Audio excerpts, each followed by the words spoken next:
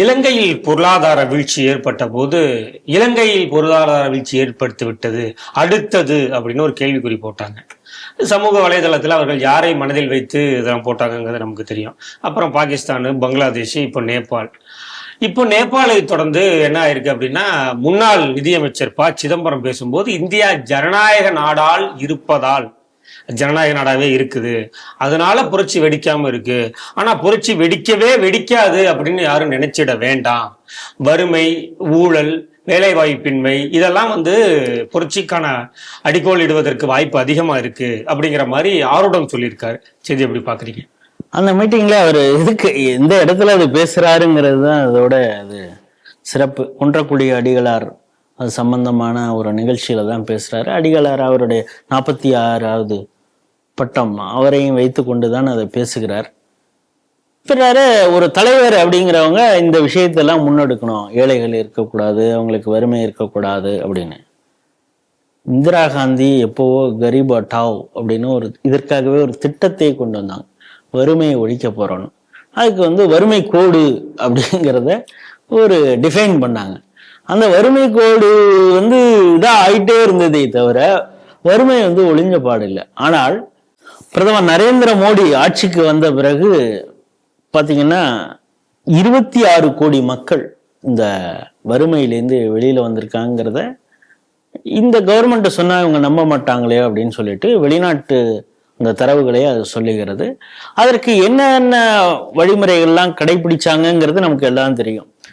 2022 அந்த கொரோனா காலகட்டத்திலேருந்து இப்போது வரை தானியங்கள் எல்லாம் எவ்வளவு கரீப் கல்யாண் திட்டத்திலேருந்து இப்போது வரை அதை எக்ஸ்டெண்ட் பண்ணிக்கிட்டே இருக்காங்க அப்படிங்கிறத பாக்குறோம். இப்ப நீங்க சொன்ன அதாவது புரட்சி இந்தியாவிலும் வெடிக்குது. ஜனநாயக நாடு, ஆனாலும் புரட்சி வரவே வராது அப்படின்னு. அதுக்கு அவர் சொல்றது என்னன்னா ஜாப், வேலைவாய்ப்பின்மை, வறுமை ஓரளவு எங்க பார்த்தாலும் ஒழிச்சாச்சு அப்படிங்கிறது. ஒழிச்சாச்சுன்னா முழுவதுமாக ஒழிக்கவில்லை, ஆனாலும் பெரும்பாலானவர்கள் நான் சொன்ன மாதிரி இந்த 26 கோடி மக்கள் அதுல இருந்து வெளியில வந்திருக்காங்கிறதே மிகப்பெரிய சாதனை. ஆனா இவங்க 75 ஆண்டுகள் ஆட்சியை செய்து இவங்க என்ன பண்ணாங்க அப்படிங்கிற ஒரு கேள்வி இருக்கு. இவங்க பண்ணதெல்லாம் A to Z ஊழல் மட்டும்தான் செய்தாங்கிறது உலக மக்களுக்கு தெரியும். நேற்று RSS உடைய விஜில் அப்படிங்கிற ஒரு அமைப்பு அவங்க நேற்று ஒரு நிகழ்ச்சி நடத்தியிருந்தாங்க. அந்த நிகழ்ச்சியில பத்திரிகையாளர்கள் ரங்கராஜ் பாண்டேவும் ஆங்கில ஊடகங்கள்ல மிகவும் அறியப்பட்ட பல்கி சர்மா அவர்களும் இந்த நிகழ்ச்சியில கலந்துக்கிட்டாங்க. அந்த பல்கி சர்மாவிடம் இதே கேள்வி கேட்கப்பட்டது.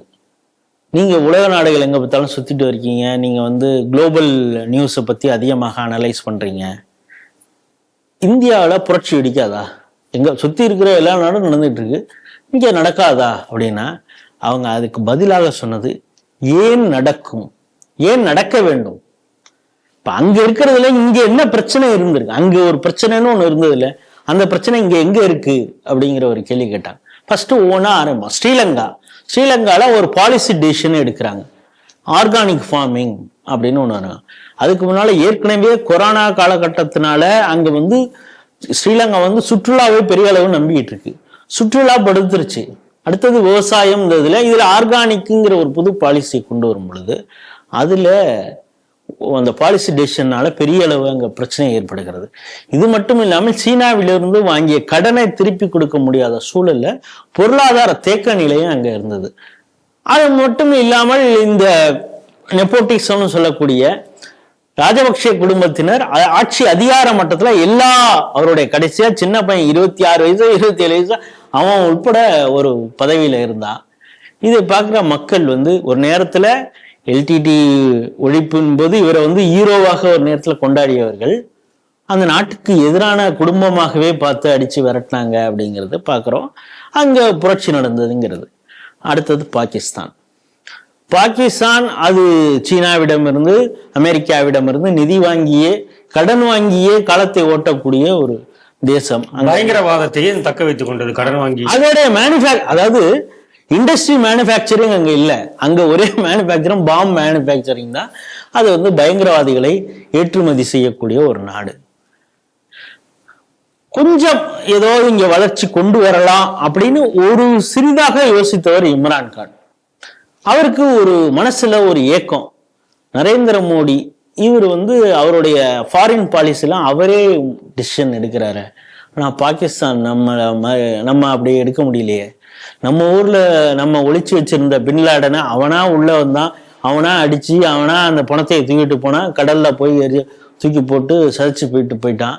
நமக்கு எல்லாம் முடிஞ்ச பிறகு நமக்கு வந்து அவன் இன்ஃபர்மேஷன் கொடுக்குறான், நாங்கள் சோழியை முடிச்சிட்டோம் அப்படிங்கிறான். அதுக்கு பிறகுதான் நமக்கு அமெரிக்கா இந்த வேலையை செய்ததே நமக்கு தெரியுது. இந்த அளவுக்கு நம்ம இருக்கிறோமே அப்படின்னு கொஞ்சம் யோசிக்க ஆரம்பிச்சார். ஆஹா, இவன் யோசிக்கிறது ரொம்ப தப்பாச்சே அப்படின்னு சொல்லி அமெரிக்கா சோழியை முடிச்சிருச்சு. அடுத்தது பங்களாதேஷ். பங்களாதேஷ்ல அமெரிக்கா ஒரு தளத்தை இங்கே எதிர்பார்த்து கொண்டு இருக்குது. அவங்களுடைய ஒரு ஸ்பேஸ் வேணும், அவங்களுடைய போர்க்கப்பல்கள்லாம் நிறுத்துறதுக்கு. இது வந்து ஒரு கிறிஸ்டியன் ஸ்டேட்டாக கொண்டு வர்றதுக்கு மியான்மர் இந்த விஷயத்தெல்லாம் பயன்படுத்தி கொண்டு வரணும்னு இவங்க நினைக்கிறாங்க அப்படின்னு ஷேக் ஹசீனா நினைச்சு அமெரிக்கா எதிர்ப்பும் இந்தியாவிட்ட நிறைய அவங்க எம்ஓஇ சைன் பண்ணாங்க. தீர்க்கப்படாத பல விஷயங்கள்லாம் இருந்தது. ஈவன் பார்டர் விஷயம், அப்புறம் நதிநீர் ஒப்பந்தம், இது எல்லாம் மோடி அரசோட அவங்க முடிச்சிருந்தாங்க. ஆனா யுஎஸ்க்கு எதிராக ஒரு நிலைப்பாடு எடுத்தாங்க.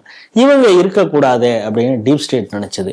கூடவே அவங்க வந்து அது ஒரு ட்ரிகரிங் பாயிண்ட்டுக்காக வெயிட் பண்ணியிருந்தாங்க. அவங்க வந்து 1973 பங்களாதேஷ் உருவாவதற்கு காரணமாக இருந்தவர்கள் அவங்களுடைய குழந்தைங்களுக்கு இப்போ கல்லூரி இதெல்லாம் வந்து 30% இடஒதுக்கீடு அப்படிங்கிறப்ப மற்ற மாணவர்கள்லாம் இதுதான் காரணம்னு சொல்லி களத்திலே குதித்தார்கள். அதை ஒரு காரணமாக சொல்லப்பட்டது. ஆனா அதற்கு பின்னால இருந்த இயக்குவர்கள் வேற.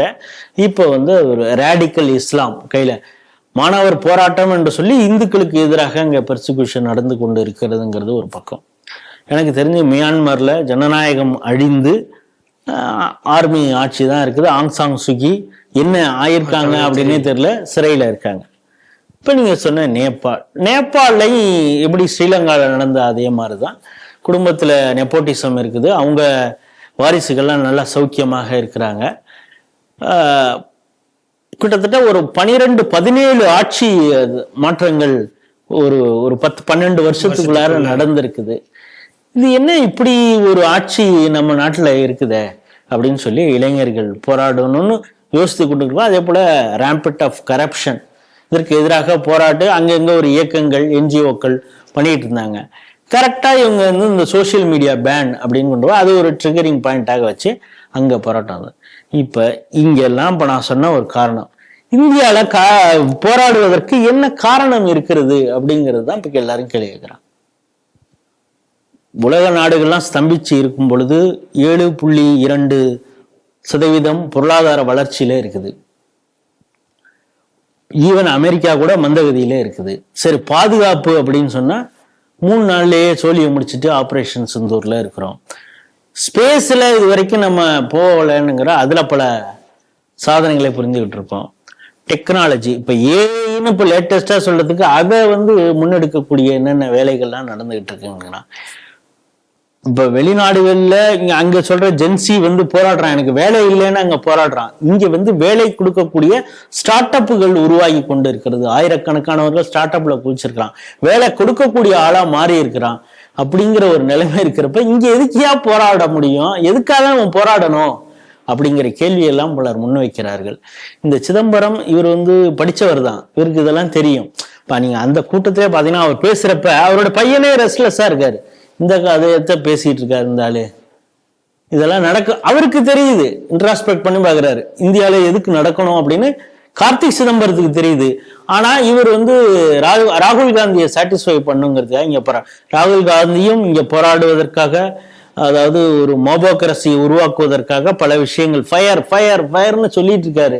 எந்த ஃபயரும் இல்லை, எல்லாம் அம்சம் அடங்கிடுச்சு அப்படிங்கிறது எல்லாருக்கும் தெரியுது. ஆகவே இவர்கள் எதிர்பார்க்கக்கூடிய அந்த புரட்சி போராட்டம் அதெல்லாம் நடக்க போறதில்ல. ஏன்னா இதை ட்ரை பண்ணாங்க, விவசாய போராட்டம் அப்படிங்கிற பேர்ல போராடி பார்த்தாங்க, அதெல்லாம் ஒன்றும் நடக்கலை. நீட்டுக்கு எதிராக இங்கே தமிழகத்திலே ஏதோ பண்ணாங்க, கடைசியில் என்ன ஆச்சுங்கிறதெல்லாம் பண்ணு, ஜல்லிக்கட்டை வச்சு பெரிய அளவு பண்ணணும்னு நினைச்சாங்க, ஒன்றும் நடக்கலை. இந்தியாவை பொறுத்தல யூசிசி சிஏஏ வைத்து ஷாஹின் பாக்ல வைத்து, அதுவும் அமெரிக்க அதிபர் வரும் பொழுது கலவரத்தை தூண்டிய அந்த விஷயங்கள்லாம் நடந்து அதையெல்லாம் சிறப்பாக ஹேண்டில் பண்ணாங்கங்கிறது ஒரு பக்கம் இருந்தா கூட, இந்தியா வந்து மிகப்பெரிய ஜனநாயக நாடு. இங்க ஒரு ஆட்சியின் மீது நம்பிக்கை இல்லை அப்படின்னா ஜனநாயக ரீதியாக அவர்களை தூக்கிடுவார், எப்படியாப்பட்ட ஆளாக இருந்தாலும். ஏதோ நம்ம இப்பொழுது மோடி இருக்கிறார், மோடி மிக சிறப்பாக இப்பொழுது வரை ஆட்சி செய்து கொண்டு இருக்கிறார், எதிர்காலத்தை மனதில் வைத்து ஆட்சி செய்கிறார். ஒருவேளை மக்களுக்கே இதுல சாட்டிஸ்பாக்சன் இல்லைன்னா ஜனநாயக ரீதியாக அவரை தோற்கடிப்பார்கள், அதுதான் செய்வாங்களே தவிர மற்ற நாடுகள் நடந்த மாதிரி இங்க நடக்காது அப்படிங்கிறது தான் உண்மை.